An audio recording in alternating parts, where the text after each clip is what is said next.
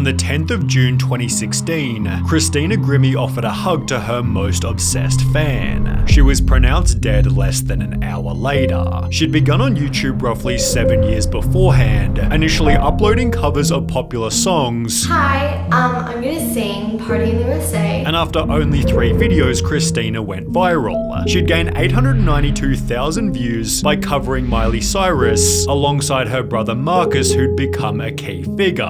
In Get to Know Christina Grimmie Part 2, she'd state, "My brother honestly is a really big influence on me. He's a year older than me and we're like best friends." We always got along. There's never been really a time when we were like sibling rivalries ever. They'd therefore begin making videos together. I love my brother, who's also filming. And after only a year of uploads, Christina was one of the top 50 most subscribed channels. Hey guys, I recently reached a whopping 500,000 subscribers. With her newly found fame, Christina made a huge announcement. Don't forget to tune into The Ellen Show today. I'm gonna be singing me and Tyler Ward's rendition of How to Love, which made her even more popular. Our next guest has been hailed as the queen of YouTube. With over 200 million views, she is the most popular unsigned artist on YouTube. But despite also releasing her very first album, Christina's life still had its problems. She'd become so famous she had to leave her school, while trolls made Twitter accounts under Christina's name before making arrogant tweets. Even a couple of my really close friends, they've just told me,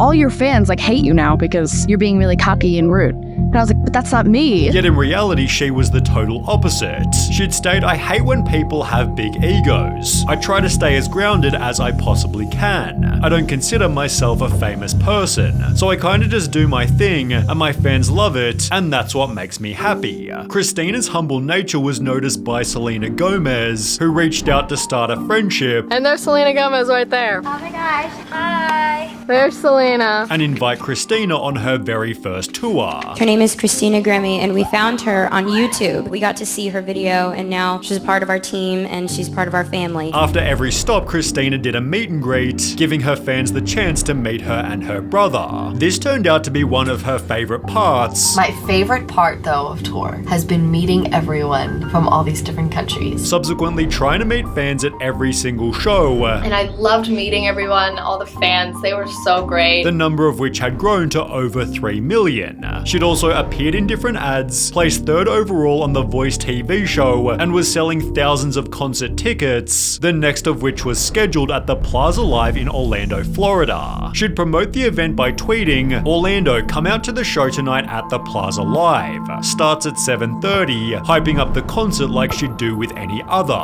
We're in Orlando today. Please come to the show if you live near Orlando, Florida. We are at the Plaza Live. Please come out. The show commenced with her brother on guitar, which when combined with Christina's singing, got the crowd so hyped she took the time to thank them. You guys are awesome! Oh my goodness! Everybody was delighted to see Christina live, except for a guy in the back who barely moved a muscle. He wore a black cap and flannelette shirt, and had purchased a ticket under Kevin James Loibel. He'd grown up 2 hours away in St. Petersburg, Florida, in what was described as a semi-abusive household. Kevin told him his mother beat him with a frying pan, threw dishes at him, and broke his brother's arm. His mother then passed away when he was only 21, after which his father began dating someone new. Although over a 2-year span, police were called 6 times about fights between the two, often involving alcohol and violence. He worked a part-time job at Best Buy, but Kevin was awkward with people. Managers moved him around to different departments over the 8 years he worked there, settling on him working on computers for the Geek Squad to reduce his interaction with customers, and Kevin's personal life wasn't any different. He dropped out of college, covered his windows with tinfoil, and spent all day every day playing World of Warcraft. But Kevin wasn't the only one who liked to play games. We're doing a lot of gaming on this tour. As you can see, we've got the Wii U set up. We got Marth as our little mascot. Christina never stopped talking about her love for gaming, You name it, I play it. with her channel's initial name being Zelda X Love 64. In case you didn't know already, I'm obsessed with Zelda, hence the name Zelda X Love 64. Ocarina of Time is the best Zelda game out there, although there are a lot. I'm very thankful for electronics, video games, television, and the internet. After learning about this, Kevin became obsessed. To impress Christina, he lost 50 pounds pounds, got LASIK eye surgery, had his teeth whitened, and got hair implants to cover up his receding hairline. However, Christina didn't know that Kevin even existed and instead fell in love with her producer Steven Reza. On the morning of her concert, they'd share the messages shown on screen. Meanwhile, Kevin James Loibl was spotted buying weapons. He'd keep them in his jacket until the show finished, at which point Christina held her standard meet and greet. It's just a routine meet and greet, people of all walks of life.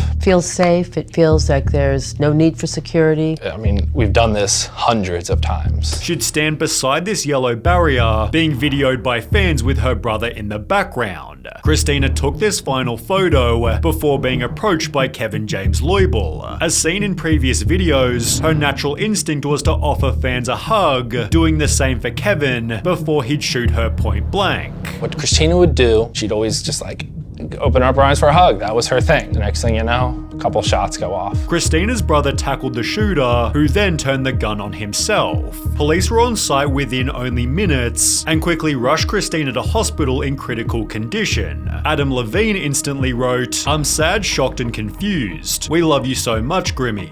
We are all praying hard you can pull through this." However, after only 35 minutes, a tragic announcement was made. A singer on the rise to stardom is dead, and police trying to figure out why the gunman shot her at an Orlando concert. When the media rushed to the shooter's house, they'd find a note written by his parents reading, "Deepest sorrow for lost, to the family, friends and fans of the very talented, loving Christina Grimmie." No other comments. While back at the scene of the crime, the media was asking how this wasn't prevented. There was barely any back check. The only thing that they were looking for is for food and drinks. They weren't looking for weapons. They were looking for weapons. They didn't do pat downs or anything. They just didn't do anything. They checked the bags barely. And that's it. In the days that followed, the Plaza's former general manager came forward to state it was not publicly known that the entire management team was replaced on June 1st, just 9 days before the incident. He continued, "I believe the replacements hired were completely inexperienced and ill-prepared to manage the Plaza. Sadly, this tragedy occurred the very first concert managed by the new staff." They weren't being security guards, they were just kind of standing there like having a good time. They were more concerned about like bringing water bottles in. The incident was so unusual, it's hard to know who to blame except for Kevin himself.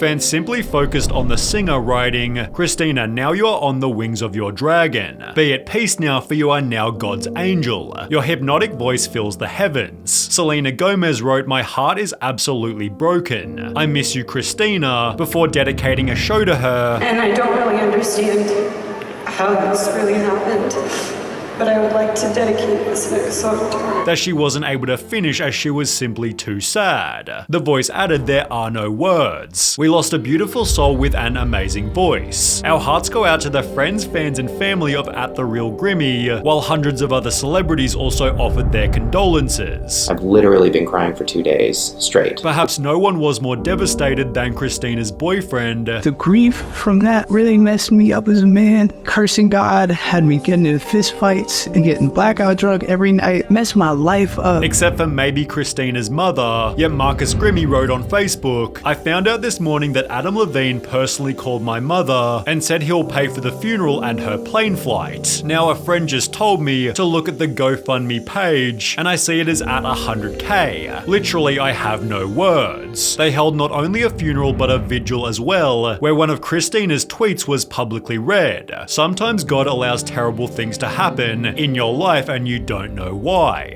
This only became more true when her mother died from breast cancer 2 years later in 2018. Wholesomely, however, they're now buried side by side. Christina touched so many lives that almost 7 years after her passing, people still care about her. So that goes to just kind of show what kind of person she was.